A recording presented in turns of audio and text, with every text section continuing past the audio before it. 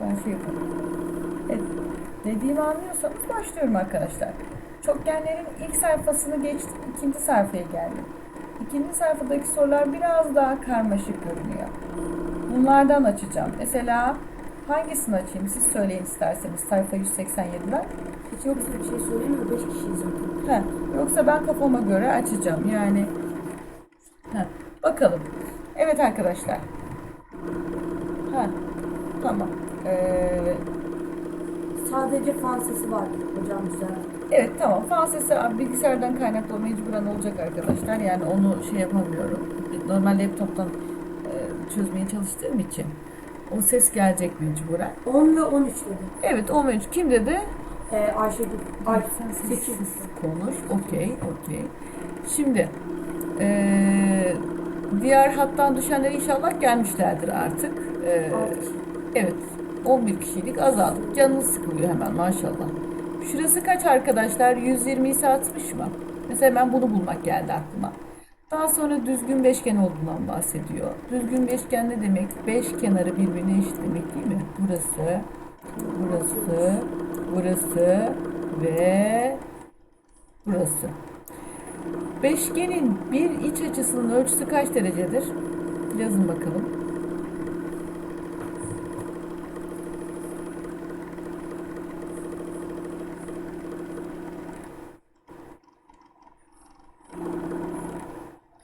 Biraz bayağı geç gidiyor. Evet benim sesim.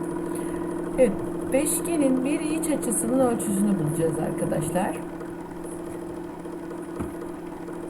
Önce çokgenlerde iç açı ölçüsü bulmayı hatırlayalım. Hemen en basit formüllerden birisi 180 çarpı n-2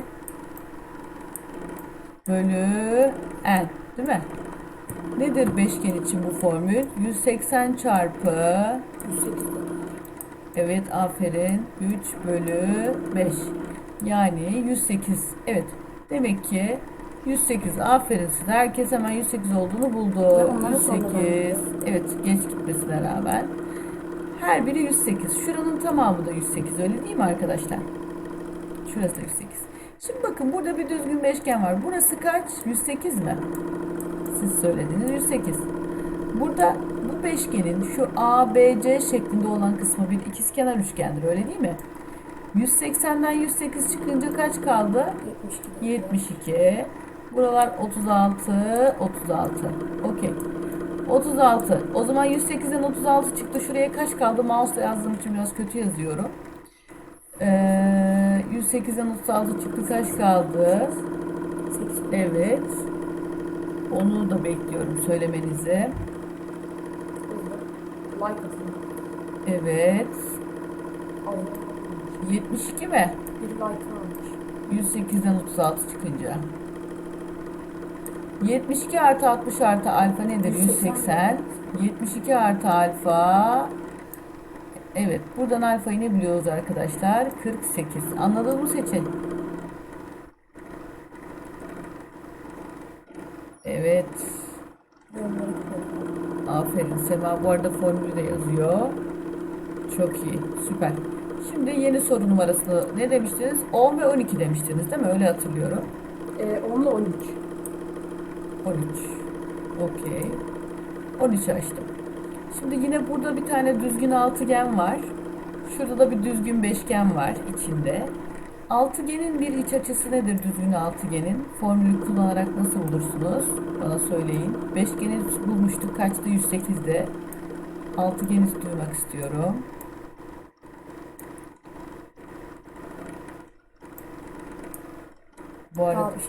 Bu arada eşit olanları da çiziyorum. Bakın böyle. Evet. Altıgenin bir iç açısı 120 mi? Evet Sema sana güveniyorum. 120. O zaman bu içerideki beşgenle dışarıdaki altıgenin bir kenarı ortak ya. O zaman bunların bütün kenarları ortak gibi oldu. Otomatik. Evet. Şurası da aynı tek çizgiliden. Tamam. Ne yapacağım? Ben o zaman beşgenin bir iç açısını biraz önce bulmuştuk. Neydi? 108'di. Şurası 108. Burası 108. Öyle değil mi arkadaşlar? Şurası, şu çizdiğim yerler 108. Okey. Daha sonra arkadaşlar başka neden faydalanabilirim ben? Burası 108, burası 108, burası 108. Peki şurada bir ikizkenar üçgen mi oluştu? Bu oluşan ikizkenar üçgenin şu minik açısını bulabilirim, öyle değil mi? 120 ya tamamı. 120'den 108 çıktı. Şurayı buldum. Daha sonra nereleri bulurum? Şu B açısını bulurum. Burayı bulurum. Burayı bulursam 180'den çıkartıp K'yı bulurum. K'yı biliyorum. A'yı biliyorum. F'yi biliyorum. M'yi biliyorum düzgün beşgenin iç açılarından. Alfayı da artık bulabilirim. Değil mi? Evet. Bu yayından düşenler şey mi? Evet, bakın arkadaşlar. Bu benim dediklerimi hattan mı düşüyorlar? Neden azalıyor? Hattan düşenler. Evet. Çıkıyor musunuz? Sıkılıyorlar. Sıkılıyorsunuz. Ya da telefonların şarjı biter mi? Evet. Evet. Şimdi burası 108, burası 12, 84, 84. Ne yaptık? 180'den 84'ü çıkardık, 96. 96'yı bulduktan sonra ne yapmışız? Şurayı 12 bulmuşuz. Nasıl bulmuşuz 12 arkadaşlar? Evet. Burası 108. Ve 12'yi biliyorum, 108'i biliyorum. İki iç açının toplamı bir dış açıdan alfayı bulmuş olduk. Bu 12'yi nasıl buldum arkadaşlar? Tabii ki şöyle buldum. Kırmızı olan 96 ya. Mavi ve kırmızının toplamı 108'dir. Dolayısıyla buraya 12 düşüyor. Okey. Bununla bunun toplamı, yani bu mavi ile yeşilin toplamı neyi veriyor? Alfayı veriyor. Evet, bitti. Yeni sorularınızı bekliyorum. Dörtgende açı ve uzunluğa geçmiş olduk.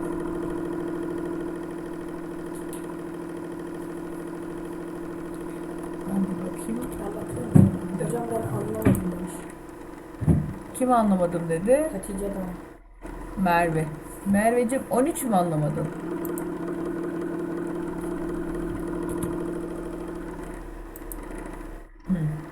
Burayı görmek istedim. Tamam. Hocam ben anlamadım dedi Tamam Merve. Tekrar buraya mı tıklayacağım?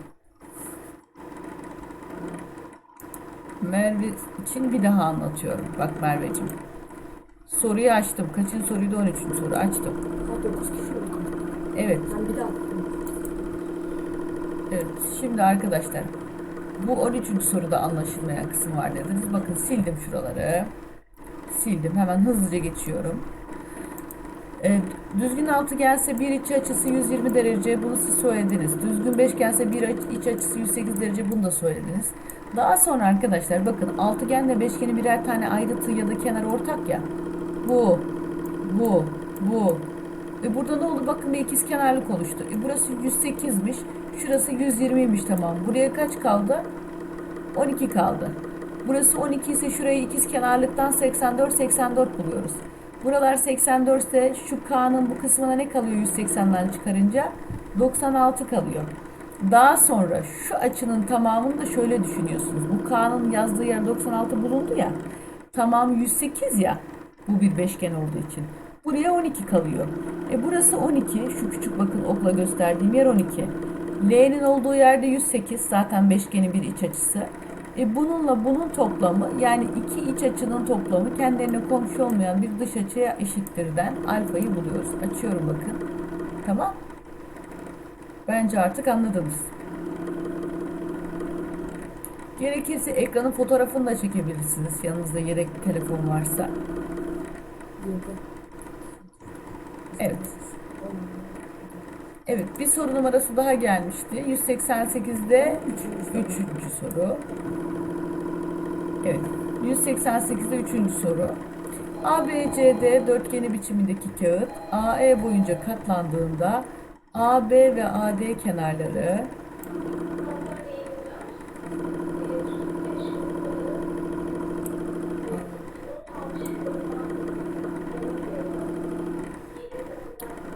hayır. AB ve AD kenarları CF AB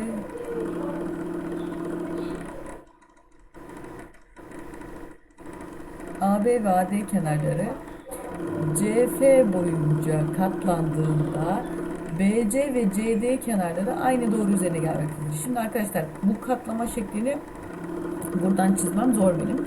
Şu anahtarı açacağım ama onu açmadan önce iyice bir soruyu anlamaya çalışalım. AEF 30 derece. ABC 70 derece. Bakın bu aradaki açı 30. Burası 70. Burada da alfa var. AB ve AD kenarları CF boyunca katlandığında BC ve CD kenarları aynı doğru üzerine gelmektedir. Yani bunu alıp bunun üstüne katlıyor. Öyle değil mi arkadaşlar? Bakın şu okla gösterdiğimi alıp bunun üstüne katlanmış hale geliyormuş. Aynı doğru üzerinde. Yani birbirinin üstüne çıkmış gibi görünüyor. Alfa kaç derecedir diyor. Şimdi bir dörtgenin iç açılarının toplamı nedir? Tabii ki 360'tır. Öyle değil mi arkadaşlar? Evet. Şimdi arkadaşlar aynı doğru üzerine geliyorsa demek ki burada bazı eşitlikler söz konusu. Açıyorum.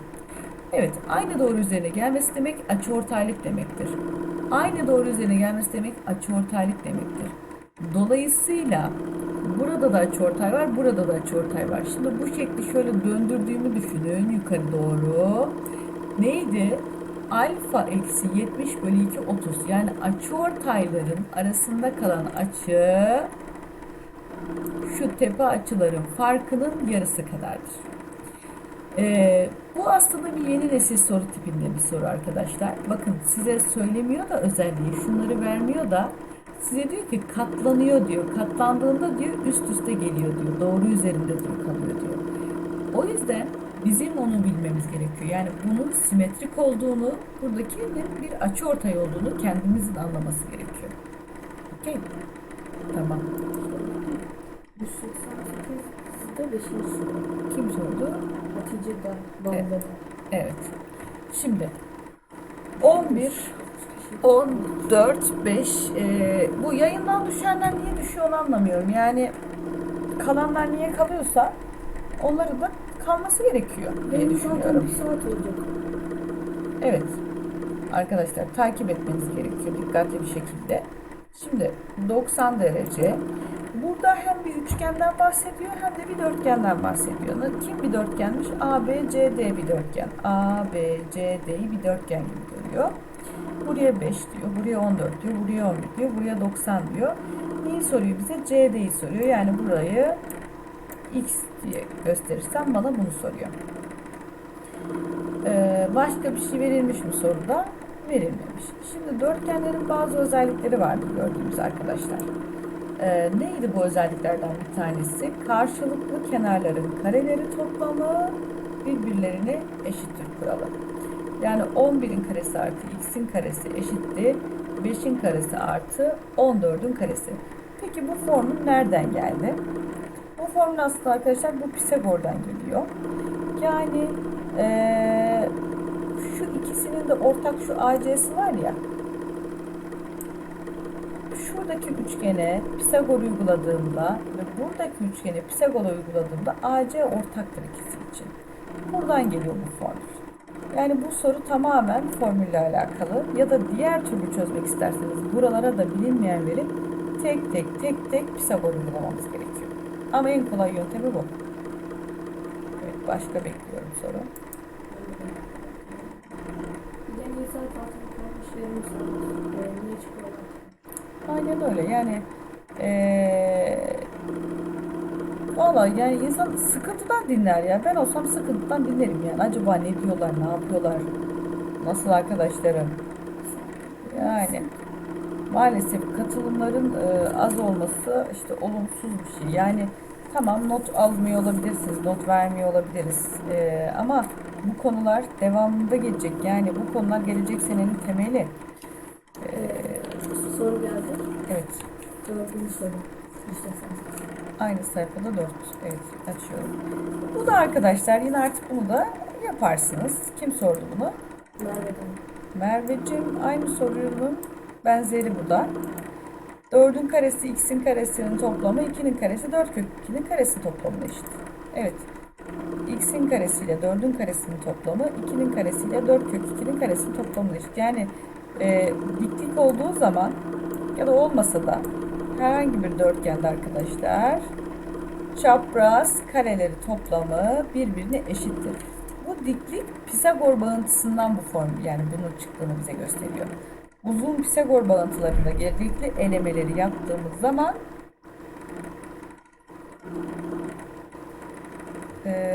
x eşittir 2 kök 5 çıkıyor. Benzer soruydu. Başka? Daha soru gelmedi.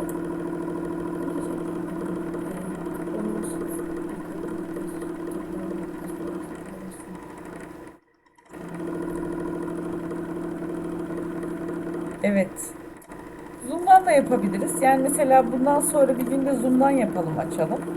Sizleri görmüş olayım. Bakalım hangisinde daha verim alacağız. Deneyebiliriz. Yani benim gönderdiğim videoları izleyip anlamaya çalışan kişilerin çok az olduğunu düşünüyorum. Ama olsun. Bir kişi de iki kişi de olsa ben yaparım yine de. Bir tane daha soru geldi. Evet. Hocam 11. soru ve 8. 180. 189. 8 ve 11 mi? 8 ve 11. Evet, 8 açıyorum. Kim sordu? Seçilmiş. Evet, seçildi. Tamam, seçildim. Şimdi 90'ar derece karşılıklı x'i soruyor.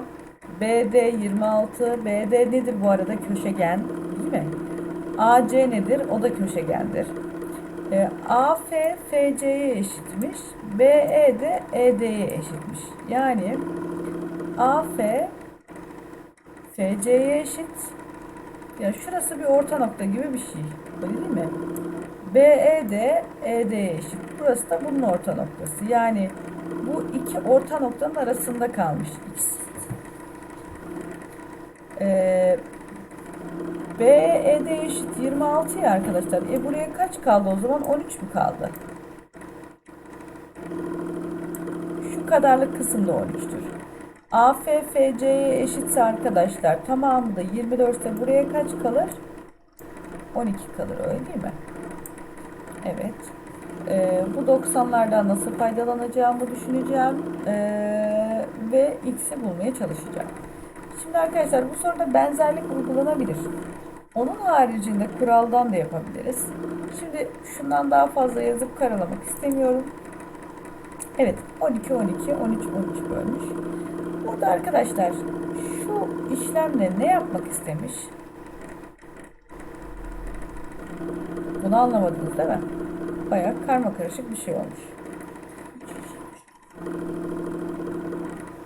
Evet, bayağı katılımcı sayımız gittikçe azalıyor.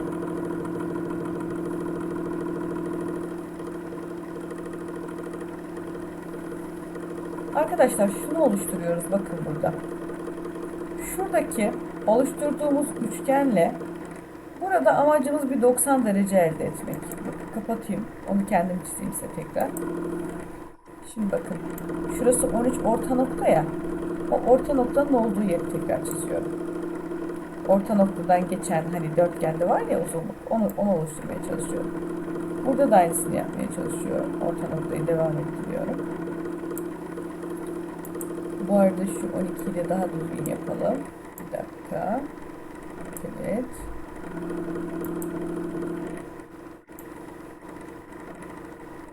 Kaç oldu burası? Evet. Şimdi şurayı 12 bulmuştuk. Şurası tamamı 13'tü. Öyle değil mi arkadaşlar? Burası da 13. Burada bir ikizkenarlık oluşturuyoruz aslında. Burası da 13'tür. Burası da 13'tür. Ve burada 90 derece arkadaşlar. Öyle mi? O da Kimse yazabilir mi? evet, sadece diğerleri neden düştü hatta?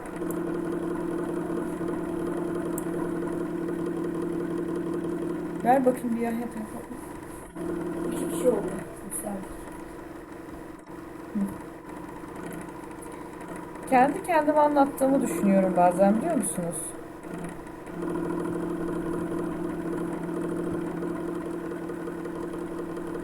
Canlı yayından çıkmayın.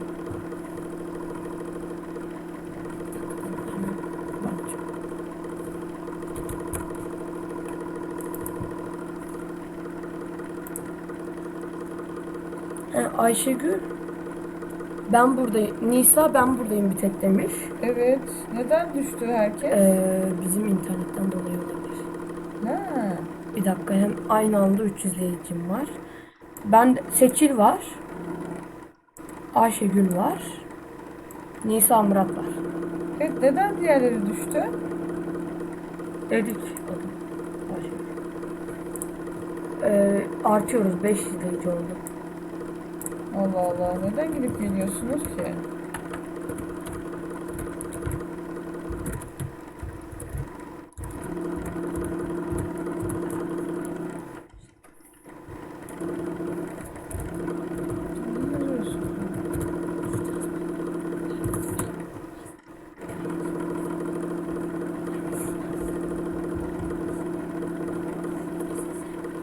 Aa, 7 kişiyiz. Evet, tamam. Şimdi arkadaşlar, tamam, artmaya başladık. Şimdi en son hangi soru numarasında kaldık? En son 190 5, 12, 13 diye cevap vermiş. 12. Merve 191, 12. soru. Okey. 191, 12. soruya geçeceğim. Hayır, 12. soru şey. Evet. Şimdi buradaki 12'yi mi kastettiniz? Büyük ihtimal. Çünkü 189 12 dediler, bir 5.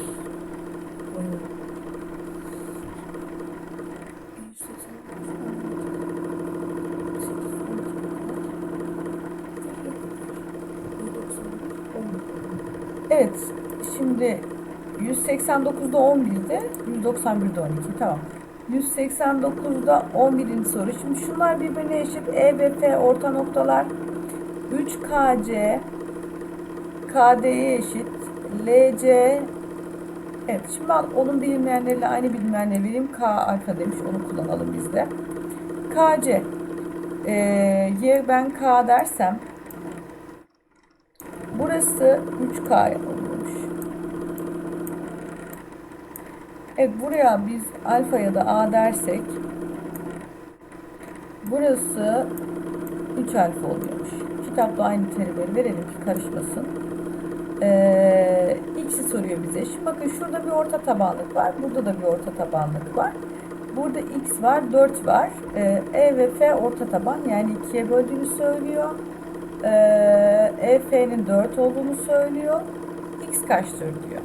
Benzerlik kullanacağız. Zorlandığımız sorular gördüğüm kadarıyla hep benzerlik olan sorular arkadaşlar. Tabii ki benzerliği kurabilmek için şuradaki uzunluğu oluşturup bir üçgen oluşturuyorum arkadaşlar. Şimdi kapatayım isterseniz, bunu kendim çizeyim tekrar. Burada bana bir üçgen lazım arkadaşlar. Bu üçgeni oluşturduğum zaman evet, neyi kullanıyorum biliyor musunuz arkadaşlar? Şurada bir kat, iki kat, bir kat, tamamı iki kat ya. 4 ise burayı 8 buluyorum. Tamam. Burayı 8 buluyorum BD uzunluğumuz. Daha sonra üçgenin bu tarafından bakıyorum. Bakın, bu taraftan bakıyorum. Bu taraftan bakınca da bir kat, 3 kat, bir kat, 3 kat ya da bir kata 4 kat. Bir kata 4 kat değil mi arkadaşlar? O zaman x ile 8 arasında da 1'e 4 kat oranı vardır. X ne olacak o zaman? 2. Gördük mü? Evet, x 2 olmalı.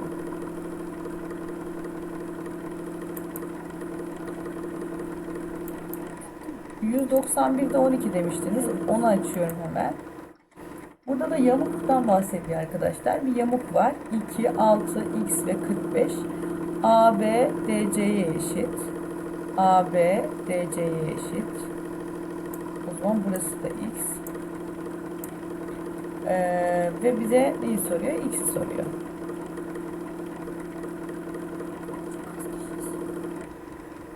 Evet, sıkıldınız galiba. Çıkacağım arkadaşlar. Bunu da çözeyim. 2, 6, 45. Şimdi ikizkenar yamuktan hemen bahsedelim. İkizkenar yamukta dikler çizmek her zaman işimize yarar. Tamam, bunu unutmuyoruz. İkizkenar yamuğun şu şekilde bölünmesi, alanının bölünmesi gibi düşünebilirsiniz. Bunu bu şekilde ortadan ikiye bölersem, buradan indirirsem 3 bölmüş olurum. Buradan indirirsem 1 bölmüş olurum. Bunlar ikizkenar yamuğun özellikleri. Evet, biz nasıl yapmışız soruda? Burası 45. İkizkenar yamuğun buraları diktir arkadaşlar. Şimdi şunu kapatayım. Buralarının dik olduğunu biz ikizkenar yamuk özelliğinden dolayı gidiyoruz. Tamam. 90 90. Burası 45'miş. İkizkenar yamuk demek aynı zamanda paralelliğin olması demek değil mi? Burası ile burasının birbirine. Buralar da 45'tir. Yazmıyorum karalamamak için. Buralar da 45'tir. 90. 90'ın karşısı 6 ise buraların kök 2 katıdır burası. Öyle değil mi? 45'lerin kök 2 katıdır 6. 6 bölü kök 2'den ne buluyormuşuz? 3 kök 2, 3 kök 2. 2 de buraların kök 2 katı. Demek ki buralarda kök 2'dir. Dolayısıyla burası da 90 derece değil mi arkadaşlar? Kök 2 ile 3 kök 2'nin karesi bize neyi verir? X'in karesini verir. Tamam. X eşittir 2 kök 5. Evet. Başka soru var mı? Ya da evet, merak ediyorum. Var mı sorunuz? Şeyler nerede? Yazılar nerede ya? Heh, tamam. Evet. Daha bir şey söyleyeyim. Evet. O zaman bir soru olacak.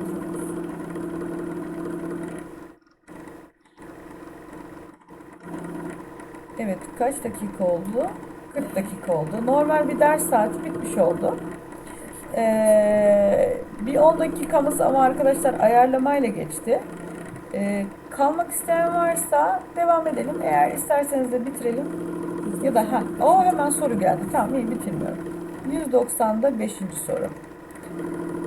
Bu arada faydalı oluyor mu? Bir de onu yazar mısınız? Yani anlıyor musunuz dediğimi? Tamam. Önce 190'da 5'i yapayım. Sonra siz hatırlatın bana tekrar. 191'e gelirken. Evet, 190'da 5. soru. Şimdi arkadaşlar, mesela bunları zaten yaptım biliyorum diyen var mı? Mesela Sema yaptı mı? Sema sanki çıktı. Evet. Sema anladı ve çıktı herhalde.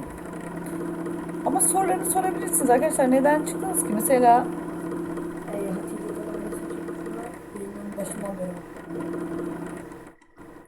evet, Sema neden çıktı? Mesela o da kendine göre sorular sorabilir bence şu anda. Yani anlamadığı sorular. Yani birinizin anlamadığını diğerlerinizin dinlememezlik etmesini istemiyorum. Çünkü ben bu arada konuyu da anlatmış oluyorum. Konuyla ilgili detayları da biliyorum. AD ile BC birbirine paralel. Tabii ki bu bir yamuksa yamuğun paralellik özelliği var ve bu çok işimize yarıyor. Ve aynı zamanda arkadaşlar neyi biliyoruz biz? Bu iki çift çizgili, bu tek noktalılar. Buranın tamamıyla buranın tamamının toplamı nedir? 180 değil mi? Şuranın tamamıyla şuranın tamamının toplamı nedir? 180.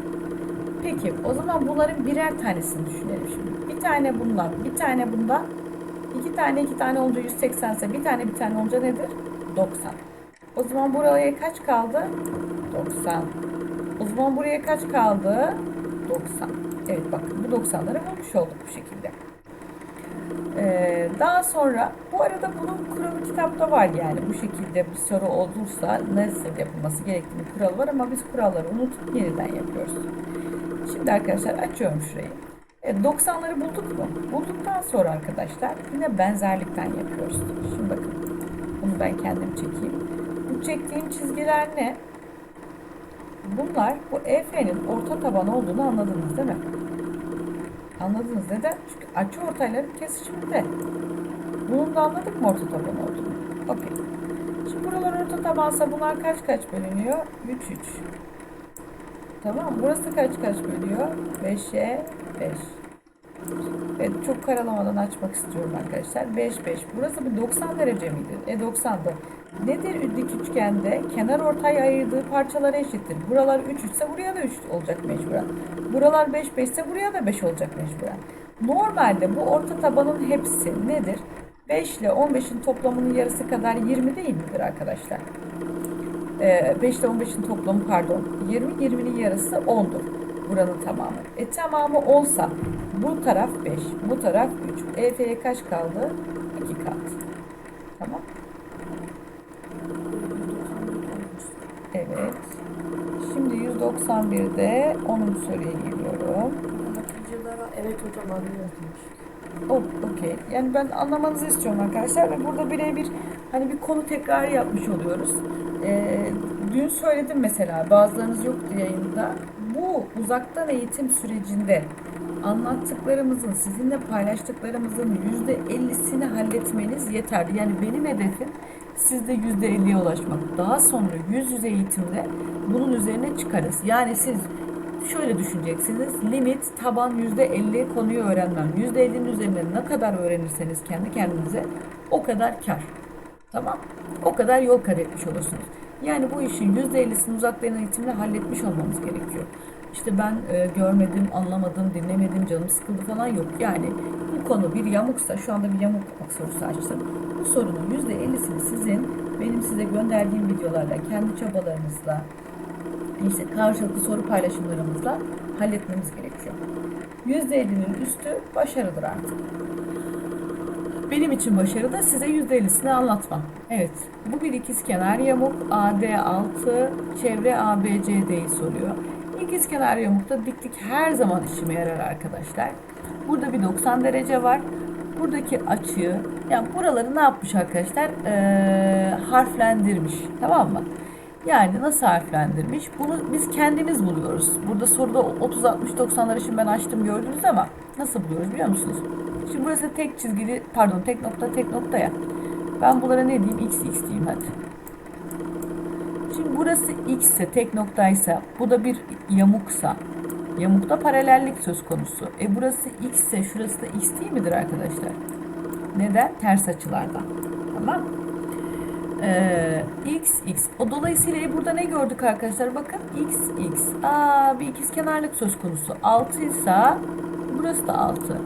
6 ise burası da 6. Öyle değil mi? Tamam. Buranın tamamı 90 artı X mi oldu arkadaşlar? Buralar X mi oldu? Burası 180 eksi 2X midir? Evet, 180 eksi 2X'tir. Şimdi yine açıyorum arkadaşlar. Burası bir ikizkenar üçgense eğer, tabii ki buranın tamamı 2x ise burası da 2x'tir. Yani o alfa demiş, ben yine kapatmak zorundayım. Ben x ile ifade ettim artık. Burası da 2x. O zaman ne oldu arkadaşlar? 1, 2 ve 90. Bu 30, 60, 90 üçgenidir. 30, 60, 90 üçgeninde burası 30, yani x'i 30 bulmuş olduk. Nereden bulduk? Bakın şuranın tamamı 2x ya. Bu bir ikizkenar yamuk ya. O zaman burası da 2x'tir. Dolayısıyla şurada 90, 2x, x üçgeninin 30, 60, 90 üçgeni olduğunu gördük. 30'un karşısı bir katsa 90'ın karşısı bunun iki katından 12'dir. Cevap da buradan 30 çıkar. Tamam. Evet.